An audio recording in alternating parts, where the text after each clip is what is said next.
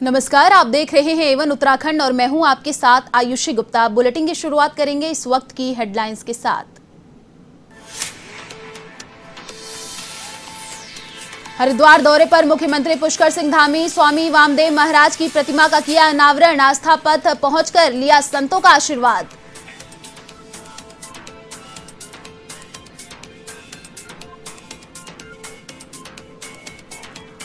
मंत्री यशपाल आर्य और सीएम धामी की मुलाकात के बाद सियासी चर्चाओं का दौर शुरू। कैबिनेट मंत्री बंशीधर भगत ने दी मामले में प्रतिक्रिया। मीडिया को ठहराया घटनाक्रम का जिम्मेदार।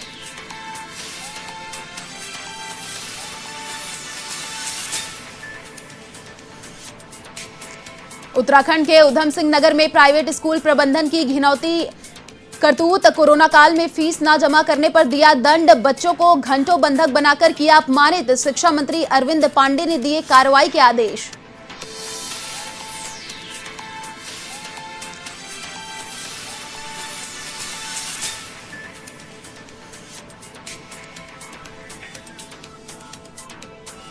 सत्ताईस सितंबर को किसानों का भारत बंद ऐलान। भारत बंद के लिए समर्थन की मांग।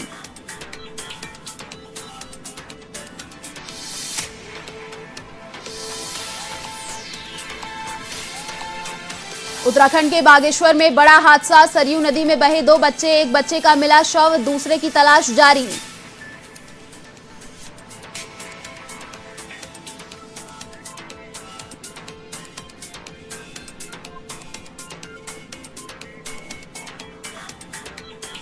और अब खबरें विस्तार से। उत्तराखंड के मुख्यमंत्री पुष्कर सिंह धामी आज हरिद्वार दौरे पर रहे, जहां बल्ला स्टेडियम में भाजपा कार्यकर्ताओं ने उनका जोरदार स्वागत किया। वहीं सीएम धामी के दौरे को लेकर पुलिस प्रशासन मुस्तैद नजर आया। ऐसे में सीएम धामी ने भाजपा कार्यकर्ताओं से मुलाकात की। वहीं इसके बाद ब्रह्मलीन संत शिरोमणि स्वामी वामदेव महाराज की प्रतिमा का अनावरण किया। इस मौके पर मुख्यमंत्री धामी ने कहा कि स्वामी वामदेव महाराज ने अपना संपूर्ण जीवन धर्म और समाज के लिए समर्पित कर दिया। वहीं अब प्रधानमंत्री नरेंद्र मोदी ने उनके सपने को साकार किया है। इस दौरान सीएम धामी ने आस्था पथ पहुंचकर संत महात्माओं का आशीर्वाद भी लिया।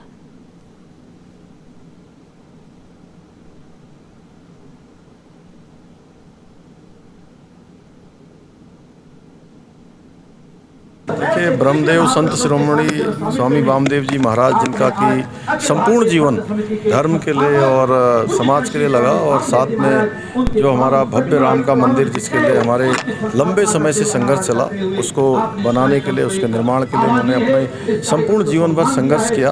और आज देश के यशस्वी प्रधानमंत्री नरेंद्र मोदी जी की ने उनके नेतृत्व में भव्य राम मंदिर अयोध्या के अंदर बन रहा है, उनको सच्ची श्रद्धांजलि है। और आज प्रतिमा का अनावरण किया है। निश्चित रूप से आने वाली पीढ़ियां उनसे प्रेरणा लेंगी। हरिद्वार पहुंचे मुख्यमंत्री धामी के प्रोटोकॉल में संत समिति की लिस्ट में नाम न होने पर बाबा हठयोगी ने नाराजगी जताई। बाबा हठयोगी का कहना है कि संत समिति के नाम पर एक बड़ा खेल खेला जा रहा है, जिसके साथ साथ लोगों और संतों को बरगलाया जा रहा है। उन्होंने कहा कि वे संत समिति के कारनामों का कच्चा चिट्ठा मीडिया के सामने खोलेंगे।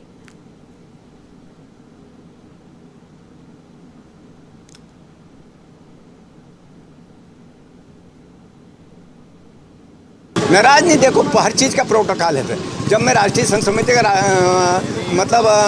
प्रवक्ता हूँ, तो एक प्रवक्ता के आप लिस्ट में नाम नहीं दे रहे हैं, पुलिस वहाँ रोक रही है, तो एक ही आदमी को अपमानित करने वाली बात है ना। तो ऐसे में मैं इस कार्यक्रम का क्या मतलब सम्मान करूँगा?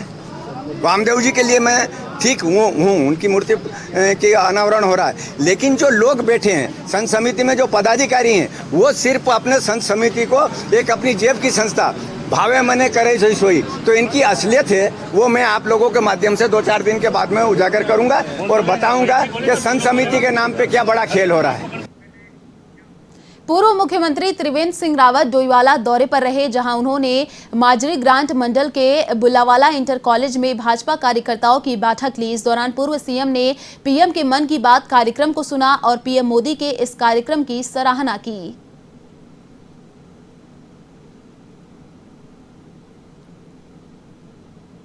प्रधानमंत्री माननीय मोदी जी ने मन की बात जो कार्यक्रम चलाया था, वो वास्तव में एक ऐसा कार्यक्रम है क्योंकि हमारे देश के दूर दराज के क्षेत्र जो उन तक नहीं पहुंच सकते, लेकिन उन अपने मन की बात माननीय मोदी जी तक पहुंचा सकते हैं।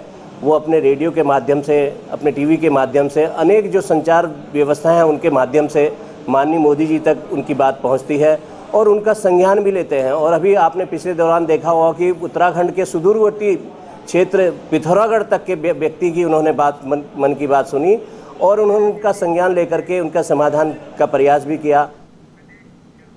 उत्तराखंड के देहरादून स्थित एक निजी होटल में बीजेपी कार्यकर्ताओं के लिए मन की बात कार्यक्रम को सुनने की व्यवस्था की गई। इस दौरान राष्ट्रीय कार्य समिति की बैठक से पहले सभी कार्यकर्ताओं ने मन की बात कार्यक्रम को सुना, जिसमें पीएम ने जल संरक्षण और नमामि गंगे योजना को लेकर संदेश दिया। वहीं इसके बाद बीजेपी प्रदेश महामंत्री सुरेश भट्ट ने बताया कि गंगा सिर्फ एक नदी ही नहीं बल्कि लाखों लोगों की आस्था का केंद्र है।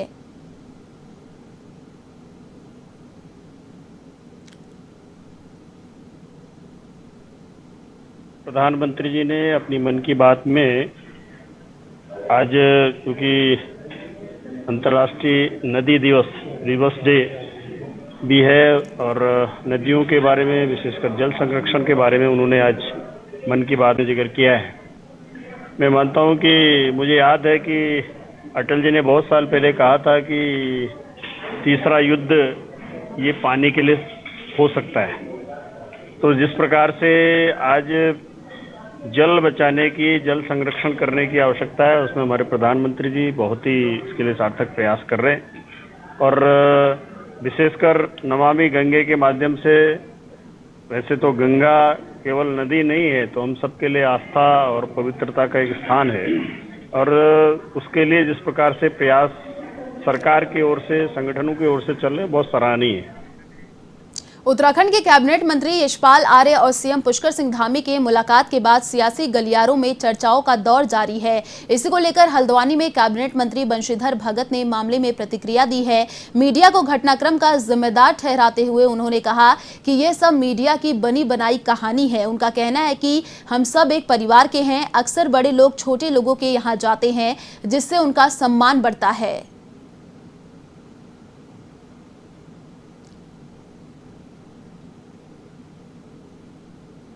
कल माननीय मुख्यमंत्री जी यशपाल जी के यहाँ, माननीय मंत्री जी के यहाँ चले गए तो बड़ा भारी बवंडर हो गया। अब इसका मतलब कल कोई मेरे यहाँ मुख्यमंत्री आएगा ही नहीं। अब वो कहेंगे नहीं तो फिर भगत जी को पटाने गए हैं। ये हमारा परिवार है। बड़े लोग छोटे के यहाँ जाते हैं, छोटे का सम्मान बढ़ता है और कभी कभी बड़े लोग भी जाते ही हैं, छोटे लोग भी जाते ही हैं, तो दोनों जाते हैं। छोटे तो बड़े के यहाँ हमेशा जाते हैं, कभी बड़ा भी बड़ा मन करके छोटे के यहाँ आता है ताकि उसका सम्मान बढ़े। इस प्रक्रिया उत्तराखंड में आगामी विधानसभा चुनाव 2022 को लेकर मतदेय स्थलों को जागरूक रखने के लिए कार्य किया जा रहा है, जिसके तहत इस बार सरकार और प्रशासन ने गरुड़ा ऐप तैयार किया है, जिससे मतदेय स्थलों का ऑनलाइन विवरण रखा जाएगा और सारी व्यवस्थाएं सुनिश्चित की जा सकेंगी। इसे लेकर तहसील सभागर में लालकुआ उप जिलाधिकारी मनीष कुमार सिंह ने क्षेत्र की आंगनबाड़ी कार्यकर्ताओं, आशा कार्यकर्ताओं और बीएलओ की बैठक ली और गरुड़ा ऐप के बारे में समझाते हुए उसके प्रयोग की जानकारी दी।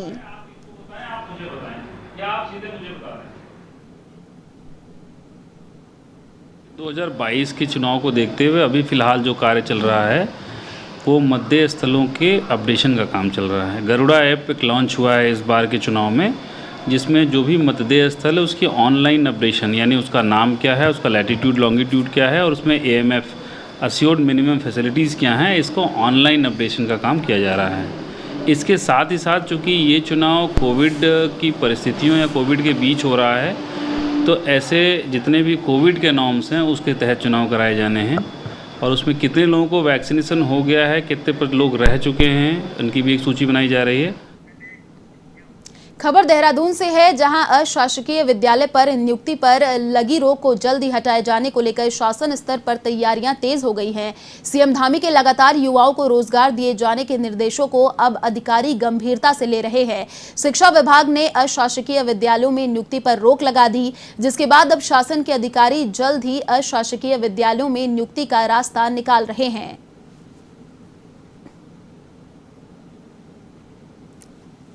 ये भर्ती पिछले साल उस आदेश से रोकी गई थी। हम लोग उसको देख रहे हैं और माननीय मुख्यमंत्री जी से मार्गदर्शन लेकर के उसमें अग्रतर कार्रवाई करेंगे। उत्तराखंड के बागेश्वर में बड़ा हादसा पेश आया। सरयू नदी में बहे 2 बच्चे। नदी में नहाने के दौरान ये हादसा हुआ। एनडीआरएफ और आपदा प्रबंधन की टीम का नदी में सर्च ऑपरेशन जारी है। सरयू नदी से बच्चे का शव निकाला गया। नदी में दूसरे बच्चे की तलाश जारी है। बागेश्वर के कपकोट तहसील का ये पूरा मामला बताया जा रहा है।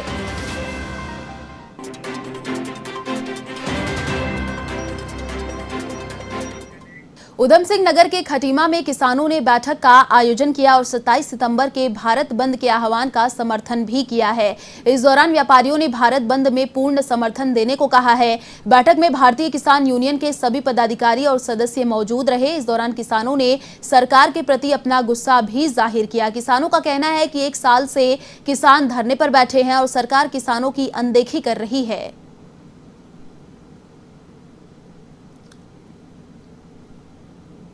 तो ये था जो 27 तारीख को भारत बंद का आह्वान किया संयुक्त मोर्चा ने, उसमें कल हमारी मीटिंग हुई थी व्यापार मंडल से, उन्होंने हमें समर्थन दिया है।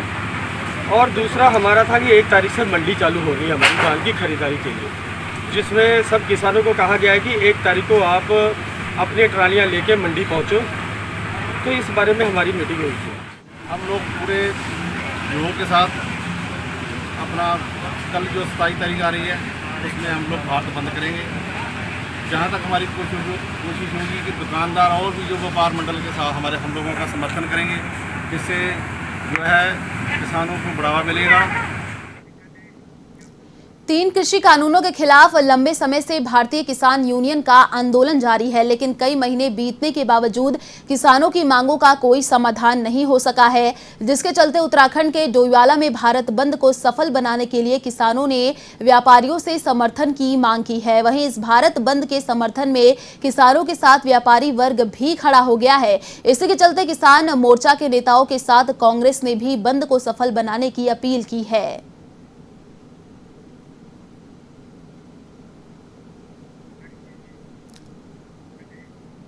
उधम सिंह नगर के खटीमा पुन्नापुर गुरुद्वारे में लंगर का आयोजन किया गया, जिसमें डेरा कार सेवा, नानकमत्ता और ग्रामीणों की ओर से सेवा दी गई, जिसे नानकमत्ता कार सेवा के सभी सेवादार मौजूद रहे। सेवादारों का कहना है कि नानकमत्ता डेरा और स्थानीय सेवादारों ने गुरुद्वारे के लंगर में सेवा दी।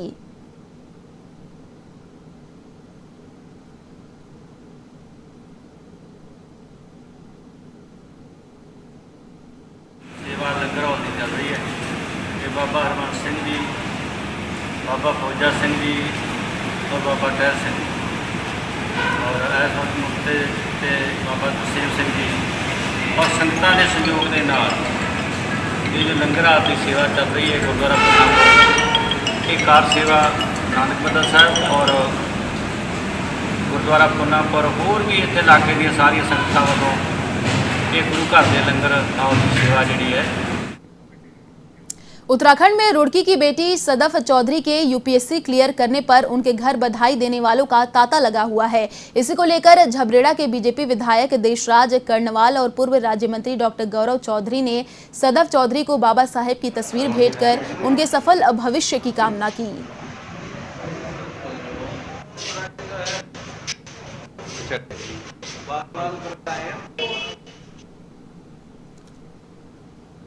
ये हमारा परिवार है और हमारा परिवार का बच्चा, खासकर विशेष रूप से एक ऐसा बच्चा जिसने अपनी मेहनत पे एक गौरवशाली जो पद हमारे संविधान में है, जो हमारे माननीय बाबा साहब अम्बेडकर जी द्वारा जो संविधान बनाया गया, उसको उसने प्राप्त किया है। हमारे देवभूमि की बेटी, हरिद्वार की बेटी ने जो सिविल सर्विसेज में 23वां स्थान प्राप्त किया है,